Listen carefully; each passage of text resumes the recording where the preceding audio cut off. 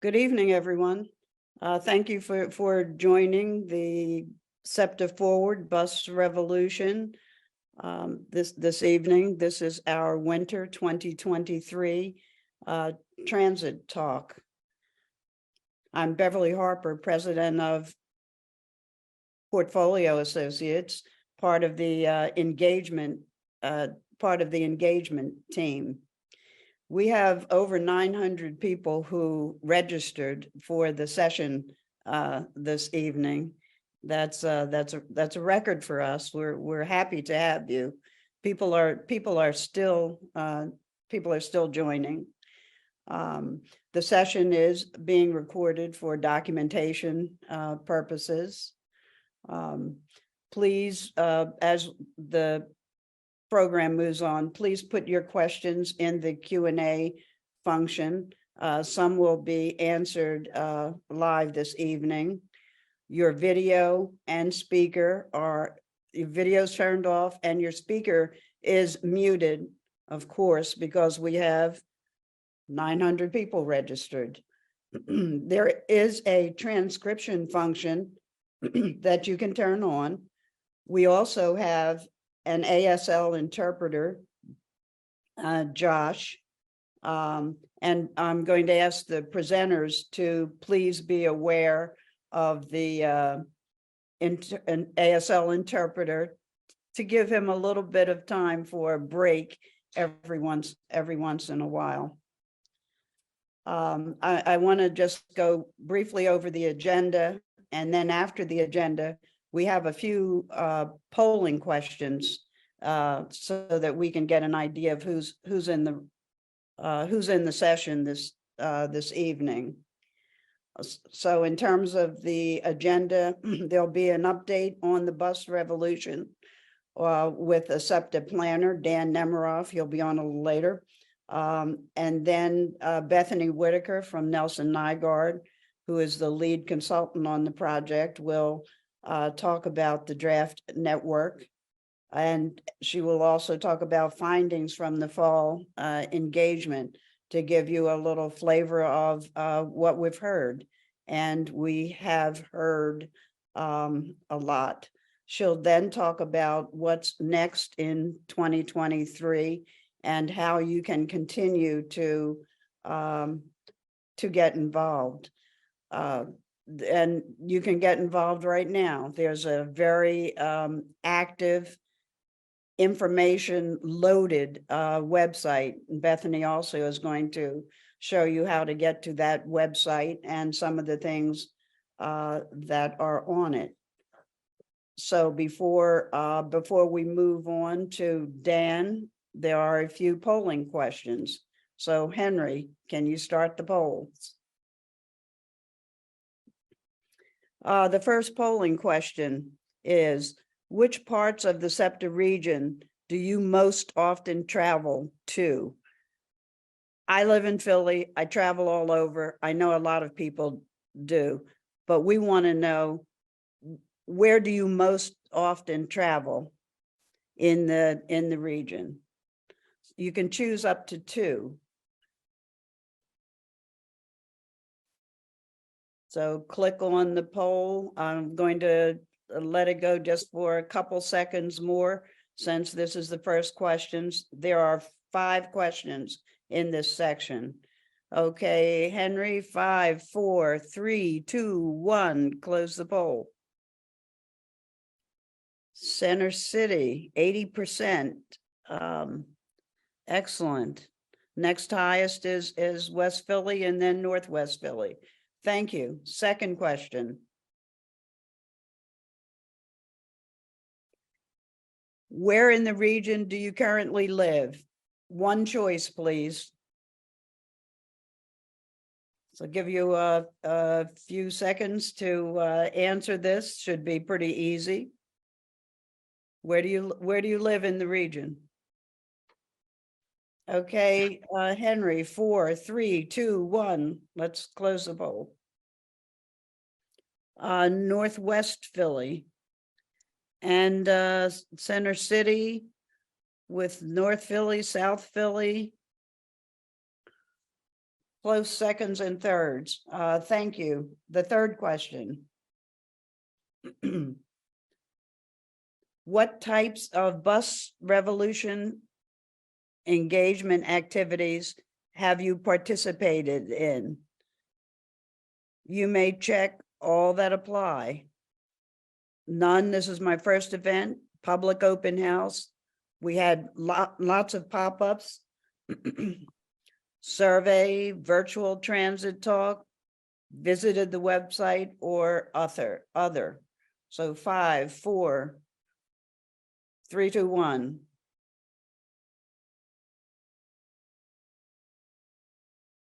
Most people participated in the survey and the virtual transit talk.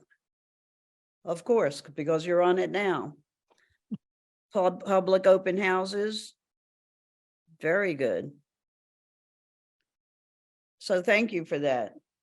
Next question. In what phases of the project did you participate in?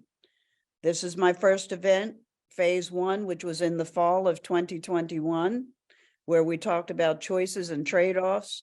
Phase 2, the spring of 2022, the network options, or phase 3, which was in the fall. Actually, it's still going on now. This is a single choice. 2, 1, Henry, close the poll.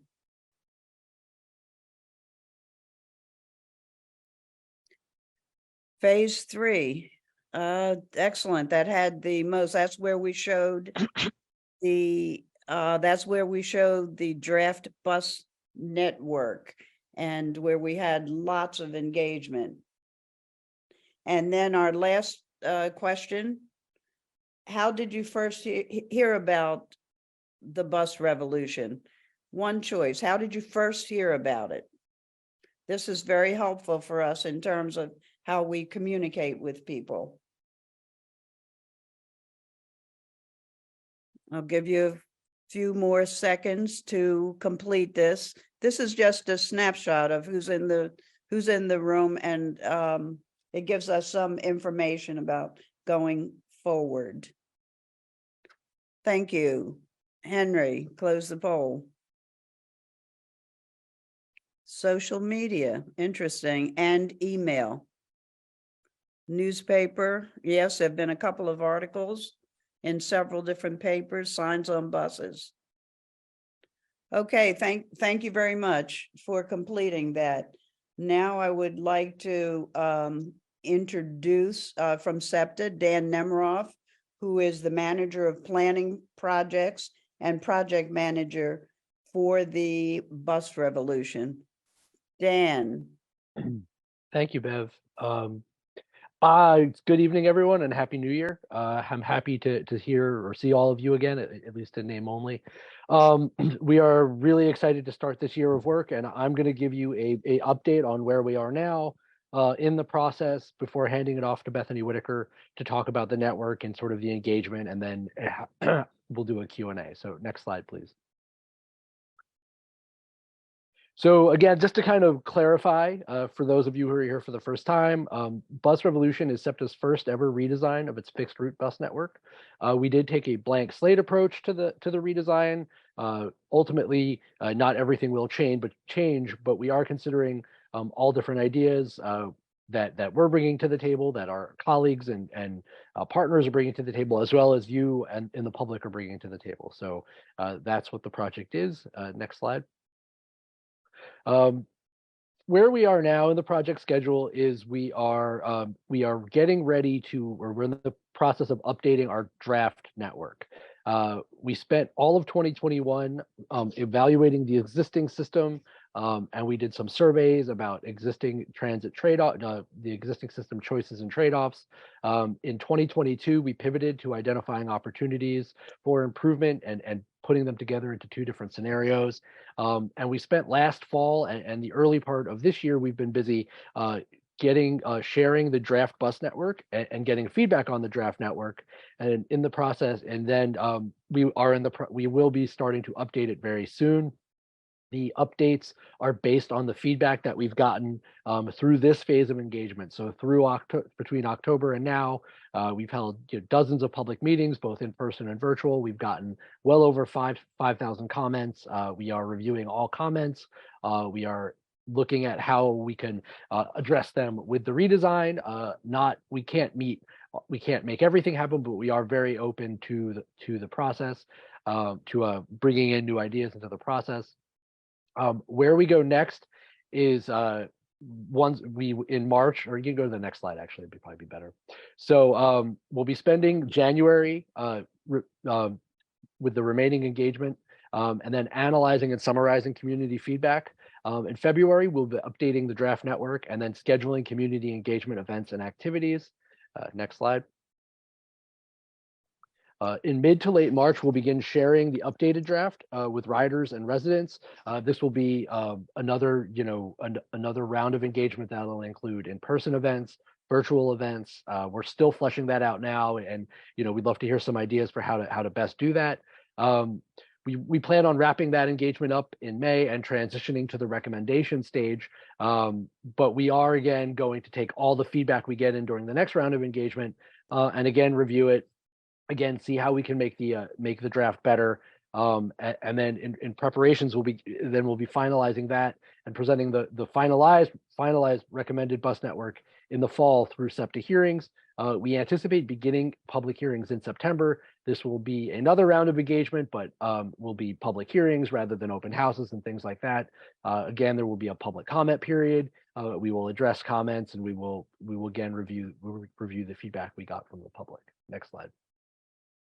I'm going to hand it off to Bethany Whitaker now, who's going to talk about the draft network and some of the engagement that we've done, as well as summarize some of the comments we've received. Excellent. Thanks, Dan. So good evening, everyone. Thanks for coming. As Dan mentioned, my name is Bethany Whitaker. I'm part of the consultant team that's doing some work with SEPTA on this. And what I want to do tonight is just quickly walk through the draft network that we presented in the fall, super high level, but then talk to you a little bit about what we have learned through the engagement that we've done so far, especially in the fall. So most of you, or many of you, may have seen this slide or looked at some of these numbers. SEPTA's existing bus network has 125 routes. 33 of those are frequent, which means they operate every 15 minutes or better.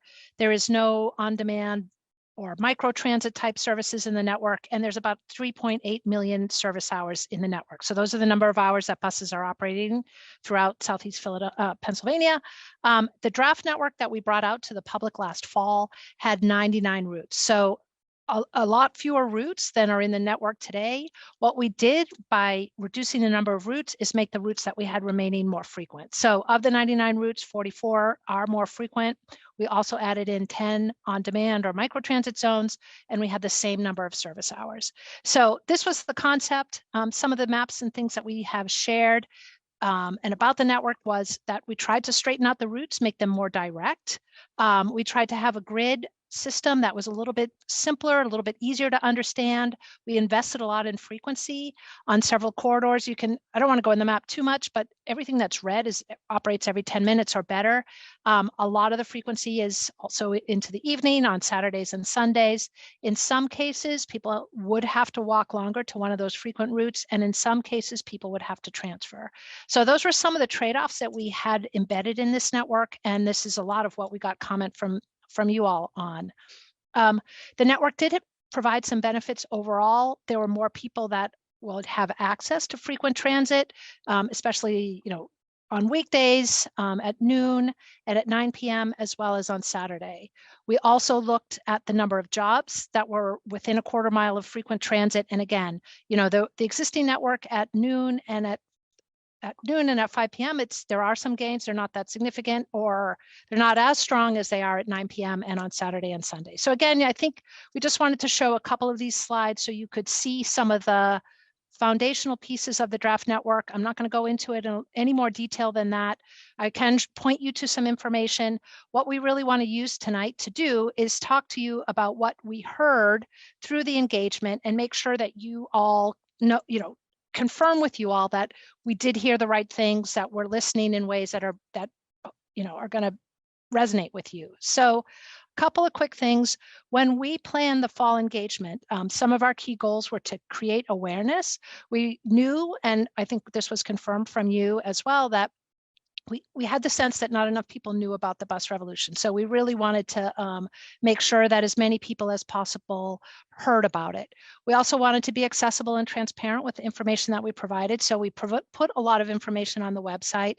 And then we really wanted to engage as many people as possible. We wanted to talk about the bus revolution. We wanted to hear from as many folks as possible. And for the most part, we felt like we did meet those goals. There was a lot more advertisement. I think the fact that there are 520 of you on the call sort of speaks to that a little bit. People have seen signs on the buses. They've seen signs in, on the Broad Street line. There's been some electronic signage at stops. We pushed some information out on the transit app. We did social media. We did some news articles. We handed out postcards and flyers at bus stops and neighborhoods. We held a lot of community events. We made 65 presentations to different community meetings. We had 23 in-person open houses. We had 13 events. All total, we received over 3,500 comments. I'm sure we're going to get some more tonight. And I know that some are still coming in as we speak. So this was what our intent was. And thank you very much for providing the feedback. I also wanted to just spend a little bit of time summarizing. Like I said, we got over 3,500 comments. There was a big range of those comments. We've been reading them. We've been compiling them. We've been comparing them with the services that we see and that we're looking at the maps. But I did want to break it down into three sort of categories of things. Most of the comments fell into one of these three categories. The first one was there were parts of the Bus Revolution network that people really liked. They want us to keep those pieces. It doesn't mean they like everything, but there were some things that we heard pretty consistently that people liked. There was a lot of questions about the process, and there was a lot of, and I'll talk to you about what we heard about the process. And then there was a lot of things that people didn't like about the proposed changes. And so within these three categories, in terms of what people liked, the things that we heard the most about was that people really liked the increased frequency of the service. They liked the idea of having a bus that was going to come every 10 minutes. They liked that frequency was still going to continue into the evening and on the weekend days. We got a lot of positive feedback about that. Another thing that people liked was that the network looked simpler. It looked easier to understand. And they thought that it was going to be easier for them to use in some cases. They also liked that we made the buses a little bit more direct. So there are fewer turns, fewer twists, and the routes are just a little bit more direct, more point to point. And those were some of the things that people told us that they liked about the network. And again, I think by far we got more comments about what people didn't like, but there were some themes that we did hear. And I think, and we are taking this information back with us as we start to update the draft network. So the next thing, there was a lot of concern about the process. There was a sense, and we heard about this quite a bit, that not everybody, that we hadn't done enough community engagement, that for many people in the fall, it was the first time that they heard about the project. That made them very concerned, angry in many cases. There was concern that we were doing this behind closed doors. And so, and again, we knew that we weren't reaching enough people. When we went out in the fall, we did try to go out and create as much awareness as possible. So it was interesting, this was what you told us. And so I think we appreciate that those comments. There was also some concern that SEPTA and or the project team will only listen to the loudest voices, and that we need to make sure that we listen to everybody. There was also, in terms of the process, there was some concern about the type of information that we use, both like where was the information that informed us and led to some of the decisions that we made. And then they also wanted the information, so they wanted access to that, or you all want access to that. And then there was also a lot of comments about making the information that we are providing easier to read and easier to understand, so simpler and clearer. So that was another big comment that we heard. And then, sort of building on some of these comments, we also heard that there was a lot of distrust about how the bus network was developed, right? There was questions about, like I said, where was the data? Who helped develop the bus network? Why weren't people being consulted? So these were a lot of the comments that we heard. We understand that people have a lot of concerns about the process and the way that we did come up with that draft network. As I mentioned, we also heard a lot of concerns about the draft network itself. And I'll go over each of these and talk a little bit about what we heard. But one of the biggest comments was this idea that we were going to increase the number of transfers in the network, and there was a loss of the direct connections between neighborhoods and key locations. I think that was one of the comments that we heard the most. We also heard and have been hearing a lot of comments about parts of the network that we either routes or route segments that were reduced or eliminated. There was also some comments about the loss of frequency, even though in some corridors there was more frequency, in other corridors there was a little bit less. And so there were some concerns about that. We heard a lot about safety and security and the sense that, and I'll talk about again all of these, but safety and security was a big one. There's a lot of questions about school transportation, and then also a lot of questions about older adults and people with disabilities. So for each of these, the draft network increases transfers for some riders and some trips. That is part of the design of the network. And riders told us that they don't like transferring. There's a concern, and people were very good about telling us why they don't like transferring. It wasn't just that they don't like it, right? They're concerned about transferring because their sense is that the trips will take longer. They don't trust that the transfers will work. They're concerned about safety and being left at a corner waiting for a bus that may or may not come arrive. And there was also a lot of concern about this, paying for an additional transfer, in the sense that by increasing the number of transfers, SEPTA was trying to increase the revenue from fares. But in fact, this is the only point that I'll just do to clarify, which is that transfers are free with the key card. So that there's a lack of awareness and understanding that first transfer is free. And then one of the things that we did hear quite a bit is people were especially frustrated and angry when a transfer was introduced if it was a short trip. So in some cases, people, and I noted in the network that even though they were only traveling 1 or 2 miles, that they would have to transfer, and they felt that was especially frustrating because we're taking a simple and direct trip and making it much longer for them. Another thing that people expressed a lot of frustration about is the elimination of route and route segments. As I mentioned on that slide, there's 125 bus routes in SEPTA's existing network. The draft network has 99, so some places will lose service. People were very, very concerned about that. They also told us they weren't always comfortable walking to a different bus routes.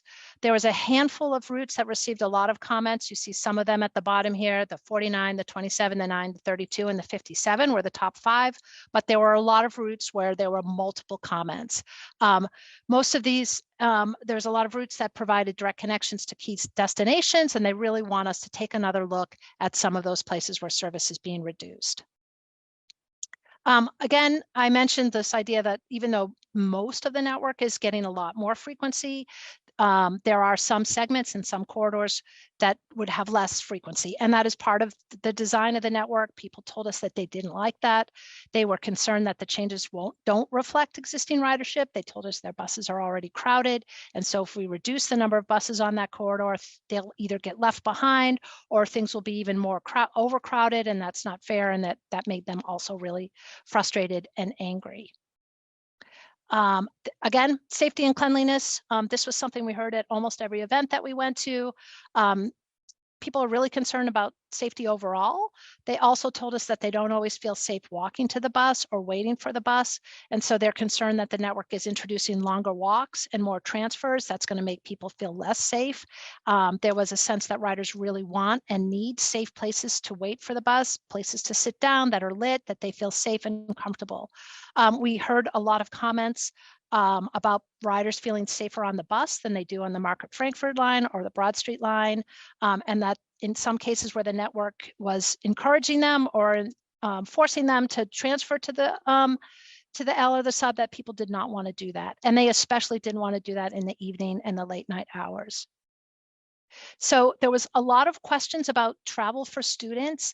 The draft network did not include SEPTA's 400 series routes or show any of the school tripper services.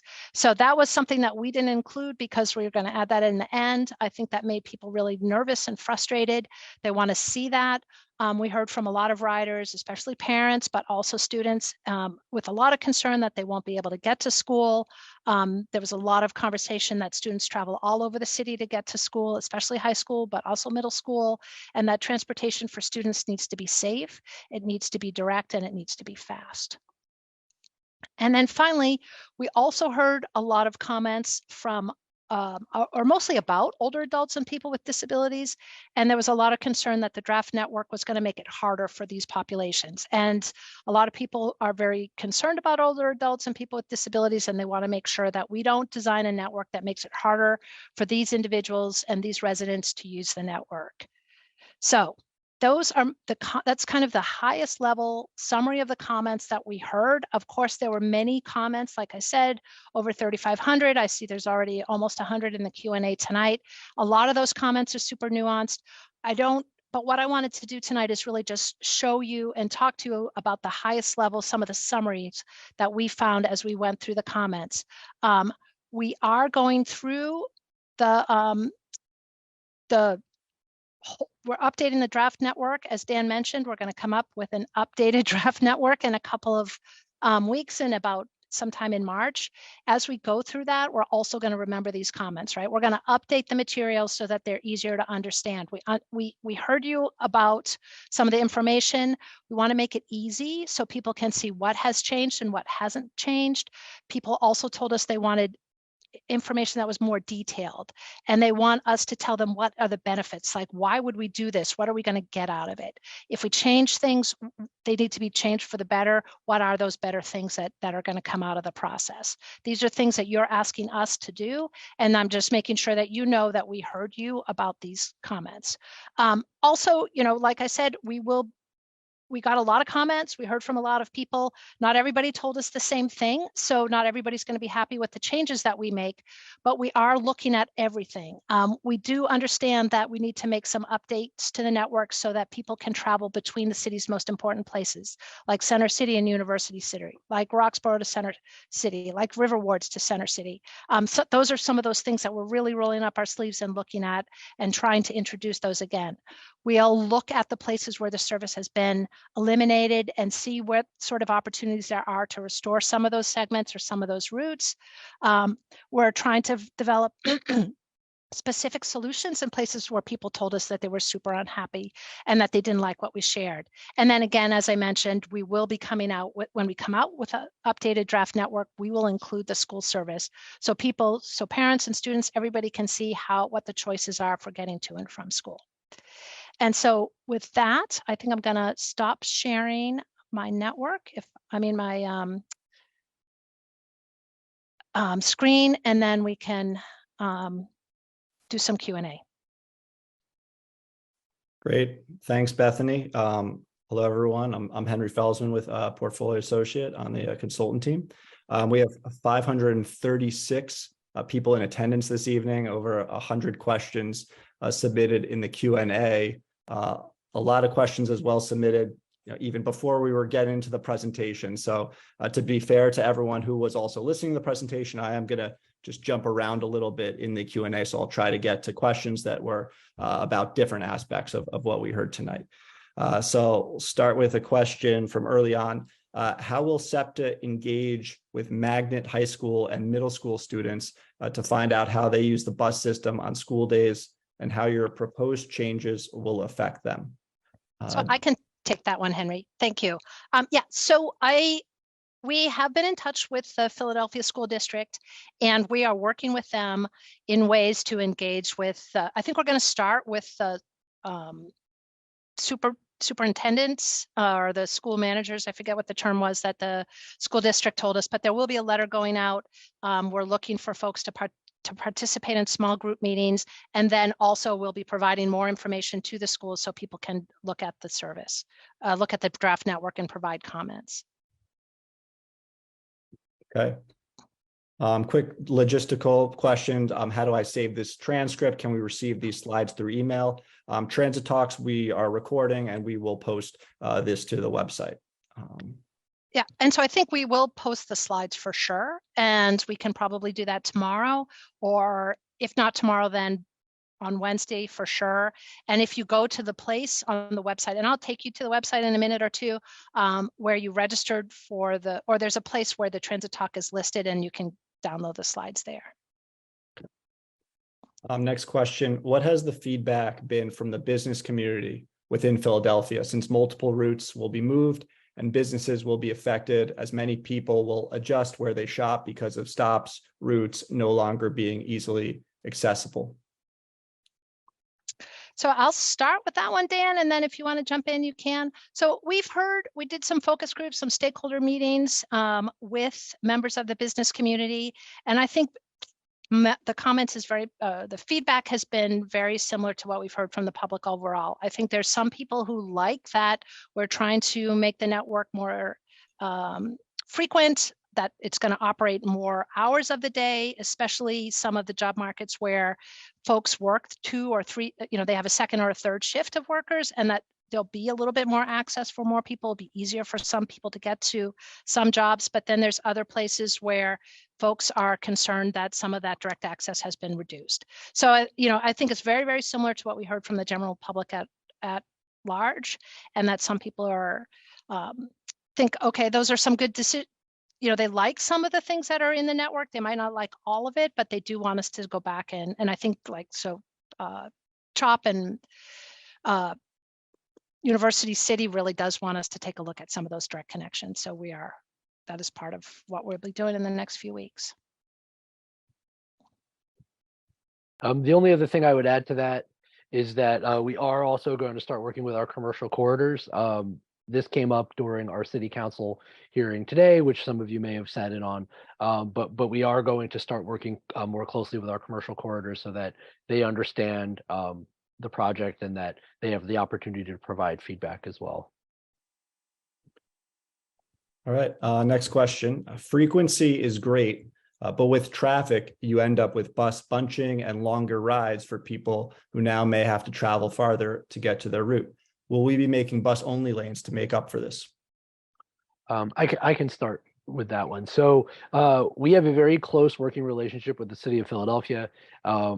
We contributed to the transit plan, which they published a few years ago. Some of the recommendations from that plan are already in the ground, and we are actively looking at other opportunities for bus lanes as well as other types of treatments. We view these projects as going hand in hand, and there are components of Bus Revolution that are outside of the redesign, like improved infrastructure, like improved communication, that are all part about modernizing and improving our bus network. But yeah, I think that it'll take time. Capital projects always do, but we are really focused on improving transit infrastructure in the city. SEPTA dedicated a portion of their capital budget for the first time ever for those types of projects last year. So we are optimistic that we can start seeing some of those projects take foot and really make improvements in the transit climate for city residents. Yeah, and I'll just say we agree that roadway, improvements, bus lanes, traffic signal priority, all of those things are great and important about making sure that those frequency investments pay off. Okay. So a question here, where can we see the draft bus routes? So that's on the project website, SEPTABusRevolution.com. We have a few different types of maps that you can observe them on.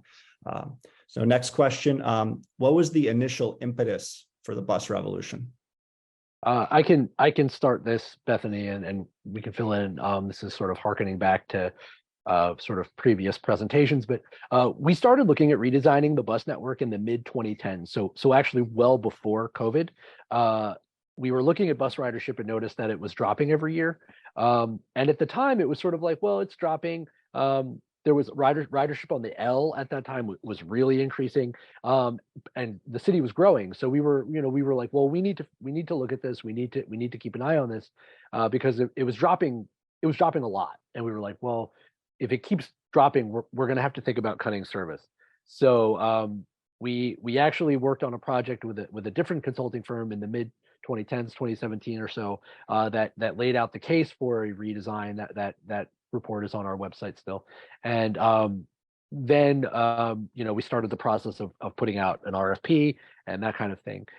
But the real impetus behind the project was ridership was going down while the city was increasing in population, and it was going down everywhere. It was not going down a little bit in one area and increasing over here. It was quite literally every bus route was losing ridership, and we really wanted to take a look at it. COVID came along and obviously really changed the calculation for sort of what ridership should be and what's going on. But the catalyst was really, predates COVID, and it was due to sort of an initial drop in ridership between about 2013 and 2019. All right, next question. Are there going to be improvements to stops where transfers are scheduled to occur? I don't mind a transfer, but I don't want to have to stand on some random corner in the rain to do that. Yeah, what do you want to do, Dan? You want to? I'll start this Okay. one. So that's a really good question. We definitely consult with the city on shelter placement, and that's going to be a big part of this project.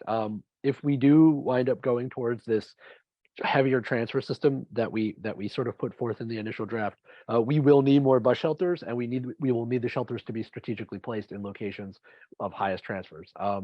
I'm going to use this as an opportunity to try and answer a couple of the other questions in the chat that I noticed. We do have data on all of our highest ridership locations. We know right now where transfers are, so we can plan for this now. We can also anticipate where we think we are creating these transfers.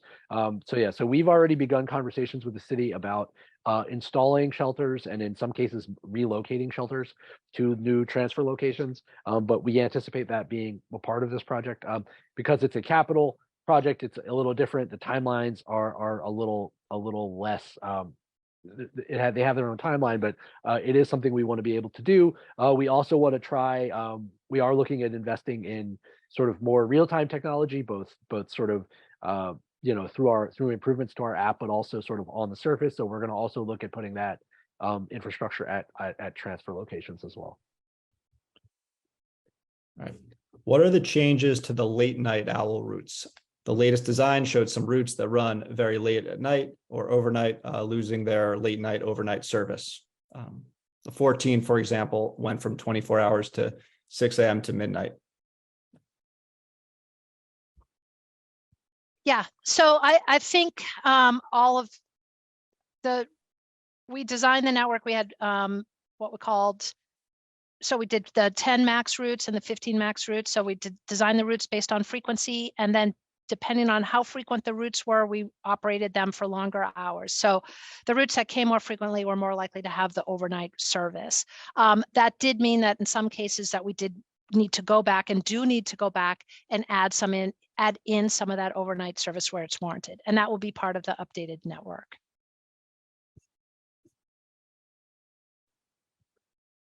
Okay. What is being done for college, university students who need bus transportation late at night?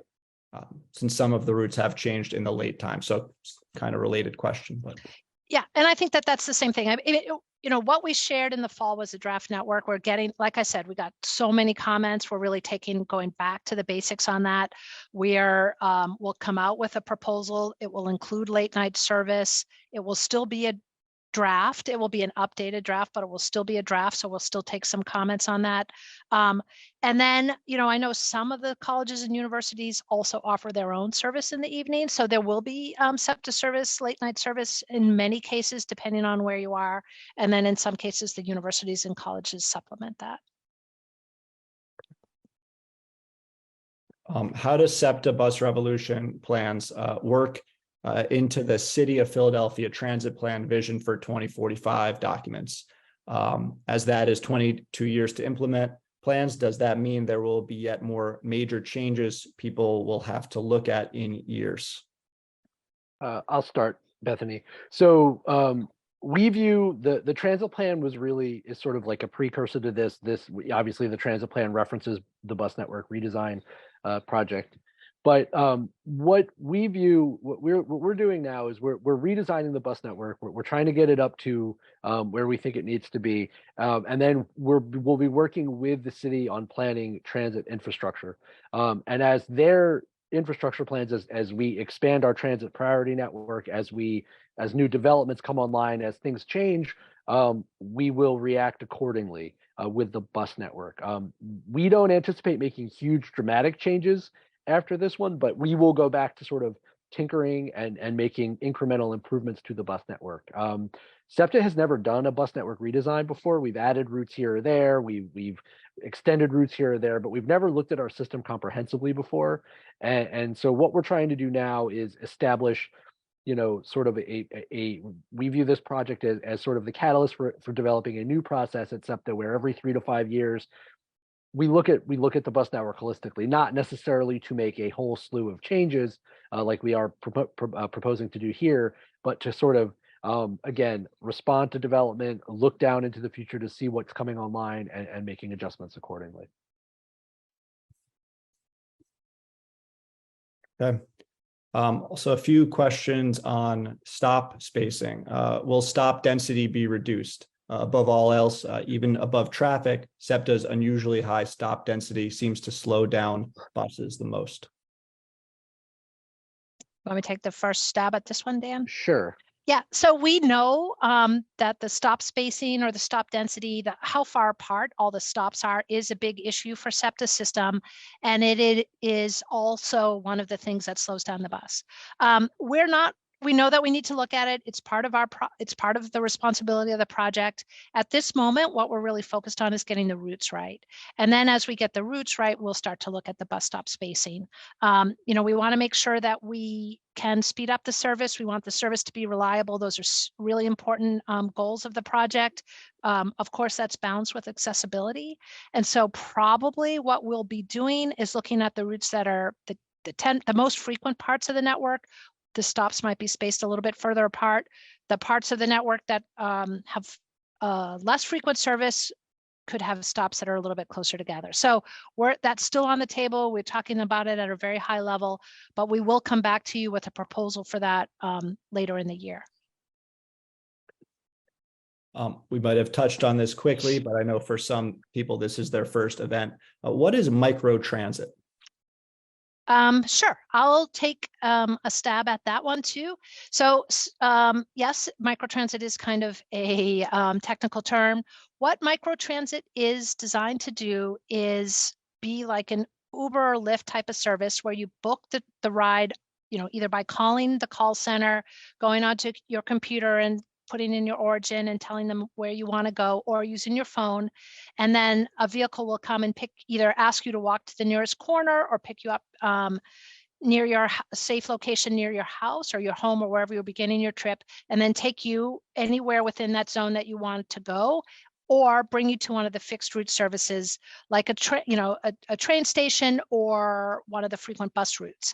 The idea behind the microtransit is in some parts of the network, the density or the land uses and the availability of sidewalks, things like that, make it really difficult to serve with traditional bus service. And so SEPTA does provide some bus service in these locations. Not a lot of people are using the bus service, but yet we know a lot of people really that even though the numbers are low, the need among those people who use the system is high. So what we're trying to do is figure out if there are ways that we can provide service and access for those individuals and that's a higher quality, maybe a little more convenient for them. And the microtransit is one of those tools. And we've been holding different meetings and having different conversations with folks that, we have 10 proposed. We had a bunch of public meetings in those locations. We also had some conversations with people about using the on-demand service to see what they liked and what they didn't like about it. And we're revisiting some of those as well. But it is designed to be sort of like Uber or Lyft, but that type of service, sort of like a dial-a-ride, but more convenient, that uses the new technology and picks people up and brings them where they want to go. And, you could share the vehicle with we might pick somebody up along the way and bring everybody to a Walmart store, for example. But that's the concept. And that's one of the things that we've looked at primarily in the suburban parts of the network, the fringe, the outer edges of the network, where, like I said, we know people need service, but ridership on the existing routes was really low. And so we want to see if we can do something that's going to be a higher quality of service for folks. Are you working with police, et cetera, regarding major blockages on at least 2 frequent routes this person is citing at the corner of 17th and Chestnut, caused by people turning right on 17th, similar problem at 12th and Chestnut. So just how are you working with police regarding these major blockages? I'll take this one, Bethany. Okay. So there's a number of different ongoing committees that we have with the city of Philadelphia. There's a transit operations committee that deals with sort of day-to-day issues. We talk a lot about the location you just mentioned. We talk a lot about Center City just generally because that's where we experience sort of our most intense congestion and our most intense issues with sort of double parking and that type of thing. We also have a transit priority committee, which talks about more long-term solutions. We do think that solving these problems is a big part of making service more reliable and making service something that people trust. Yeah, we do have ongoing conversations with the city about how to address and deal with these issues. And again, if you were on this morning or this today during the city council hearing, you definitely heard us talk about this quite a bit. All right, next question. Since SEPTA is not just the bus system, how are you working with other SEPTA systems, Broad Street Line, Market Frankford Line? Are there plans for improving them as well? Yeah, so we do have a wayfinding or Project Metro project, which is looking at the wayfinding and informational I guess the informational signs or so on down in our Broad Street Line and Market Frankford Line stations specifically. SEPTA's wayfinding is outdated. It's part of why our system is confusing. So we are looking at making sweeping changes to our wayfinding there. We also have a program called Scope, which is really focused on improving the safety and the cleanliness and just the appearance of our Broad Street and Market Frankford Line stations, because that is something that has become an issue over the past few years, particularly, and is something that we're really focusing on. We are pushing. We talked a lot about connections and transferring.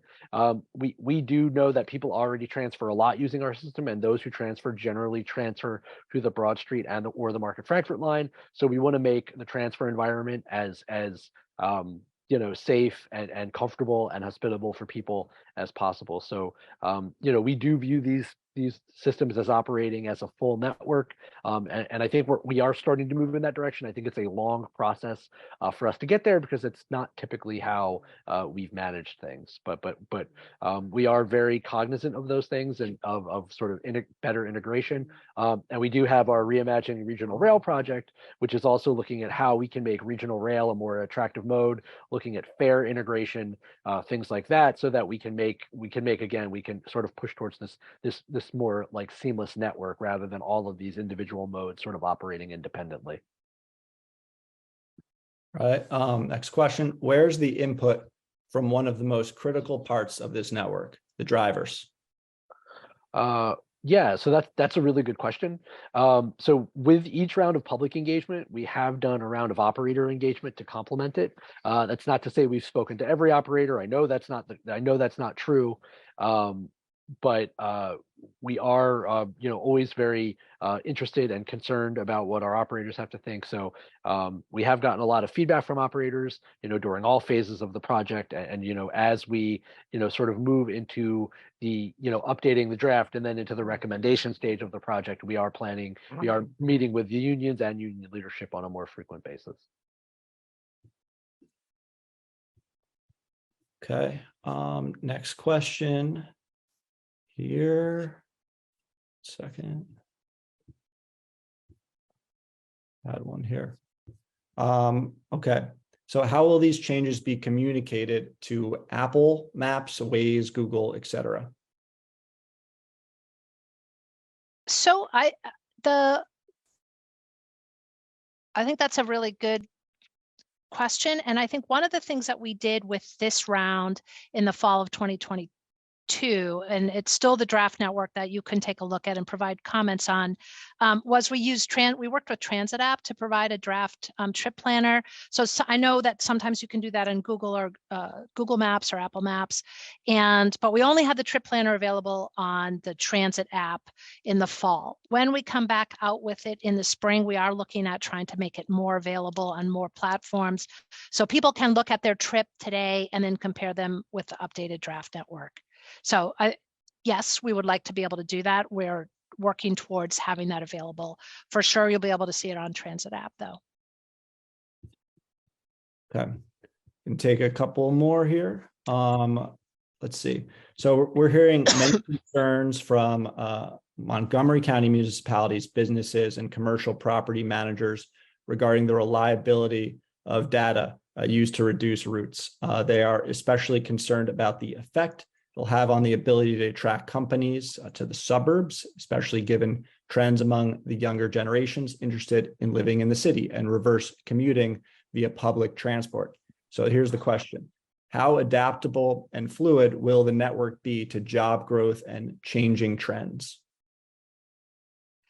So I'll start, Dan, and then if you want to jump in on that, and I think Dan started to speak to this a little bit in the past. SEPTA has not really done dramatic updates or changes to its network, and one of the things that Bus Revolution is designed to do is to take that holistic, comprehensive look at the network, where the opportunities to align it with travel patterns, to make the service better for more people, to make it simpler and easier to understand and use. And so at the end of the Bus Revolution, we'll have some structural changes. And then on an ongoing basis, I think Dan said every 2 to 3 years, there will be some review and some look, do we need to change those buses? Has development changed? Are there new places that we need to connect to? Has any other changes occurred to other parts of the SEPTA rail network that we want to adapt to and respond to?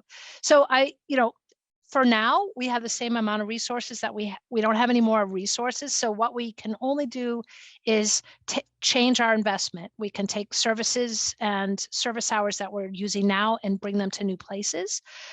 If there's more money, then we can definitely go to more places. But at this moment, that's what we have. So if there's some new employment that opens up, sure, we can try to serve it, but it will mean reducing service somewhere else. And I think that will be a decision that we'll make at that time. Okay. Seems like we also have a lot of questions here about next steps. Oh, yeah. So it might be a good time to transition there. I do ask Dan or Bethany if there was anything that you wanted to add to one of the questions or answers that you gave, or we can just kind of go on. So I guess before we go to the next part of the presentation, I'm going to launch a poll. We have 2 more polling questions. And just to let you know, these polling questions are just snapshots of the audience today. They're not scientific. We have over 500 people who participated. So we're just trying to get an impression. That's what we're looking for. So in terms of engagement and communications, what type of engagement activity is most useful to you?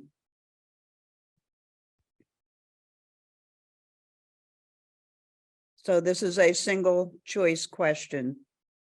In-person open houses, virtual meetings, pop-up table at bus or stations, project bus at community events, and online surveys, or others. Couple more seconds. Let's give people a minute because there's still like 100 people that haven't responded. So okay, good. Yeah.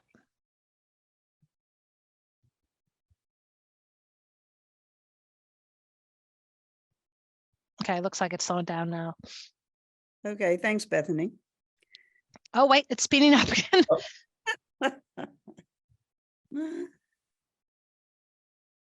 All right, I think you're good.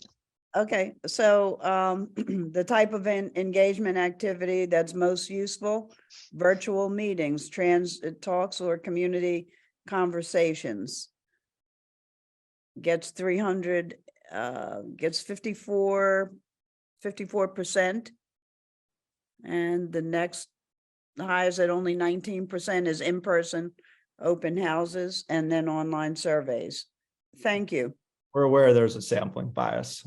Right. Yeah, definitely. And the last question, what's the best way to provide information about the bus revolution? You can choose your top 3. emails, newspapers, radios, TVs, social media, transit app, signs on buses, postcards, flyers, local organizations.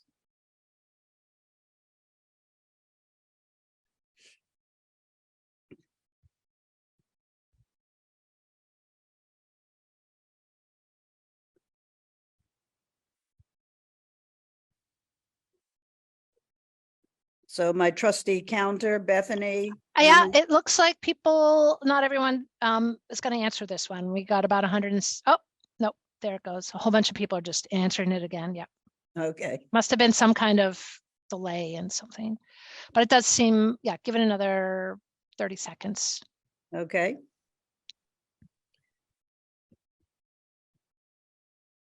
Five, four, three, two, one. Let's close it. Email is the top getter at 74%, followed by social media, and close to that, signs on buses. So again, this is just a snapshot, gives us an impression. Thank you very much. Great. So I think what I'm going to do is just share my screen again and share you a couple of slides just to let you know what's coming up. As I mentioned, we're still doing a handful of events in January and all the way into February to still talk about the draft network, to get some more feedback. We had this virtual transit talk tonight. We also are holding an open house in the River Wards on February 8th. It's going to be open from 3 p.m. to 7 p.m. in the Clone Recreation Center on Aramingo Avenue. So you should start to see some flyers. You can also, there's going to be information posted on our website about that. We also have a handful of focus groups that we're finishing up. I think Bev held a meeting in Germantown last week. Yes. So we're still accepting questions and comments and ideas. So feel free to go to the website. There's a button, and I'll show you that button in a second. You can provide some comments. You know, we definitely appreciate all the comments that you're providing in the Q&A. We will take all of those and put them into our database of information that people have provided us and take that into consideration as we go through and update the draft network. Like I mentioned, we are updating the website. I'm going to try to take a minute here and show you where we are with the draft network. So you can see you can register here, and then this button, if you click on this button, you can go to a share your feedback, and you can provide a comment. You can give us your email and submit that, and we will take that comment, also included it in our analysis. Another place where you can click on is get updates, and then you can give your name and your email, and we will also keep you updated, send you an email every time we have an event or there's something about the bus revolution, and give you that information. So we have made some other updates. I just, I know folks are really interested in the information that we use to develop the draft network. We did post our dashboard. There's a lot of information about, ridership by time of day, by stop, by direction. There's a market analysis that looks at travel patterns. There's a state of the system that talks about the network overall.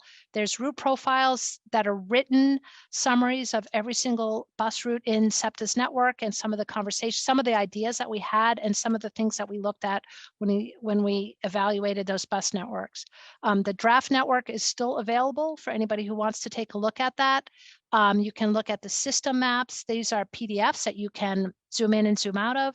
There's a slider map that you can look at and compare the two networks. And then there's also remix map that you can go to.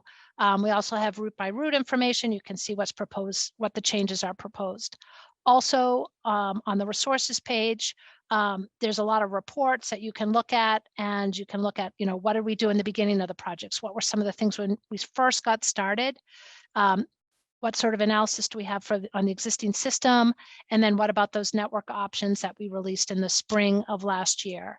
And then for folks, somebody asked about where some of this, where they can go for slides or things like that. So if you click on one of these events, this one is just about tonight's event, but I think the community conversations, actually, they're not there. So we'll have to try to get some of the slides posted to this database, to the website, so you can get that information. All right. So then, just to finish up, like I said, so we're updating the draft network. Like I said, we're really taking all the comments and the feedback you've given us to heart and evaluating that, including that in all our decisions. So you will see the updated draft network that will reflect as much of those as we can. We are also starting to plan our spring engagement schedule, and we will start to release that in sort of the mid to late February timeframe. And then you can expect to start to see some events in March and continue through April. So yeah, this is our schedule again, like Dan mentioned. We're taking all the information that we received. We're still accepting it, of course. We're starting to update the draft network. We'll start to prepare our materials. We'll schedule the community events and the activities. And then you'll see us out in kind of mid to late March. We'll have more information. We'll have more transit talks. We'll have virtual community conversations. We'll be doing a whole bunch of different things so we can get some more feedback from you all and keep working on this draft network so we can make things better, more reliable, and more easier to use for as many people as possible. And that is, we're at a little bit over. I don't know, Henry, if you have any closing remarks, or if that's good. Thank you, everyone, for coming out. Yeah, thank you so much. And thanks for all the comments. Yeah, we really appreciate your time and energy and your thoughts and your interest in the project. Thanks, everybody. Thanks, everyone.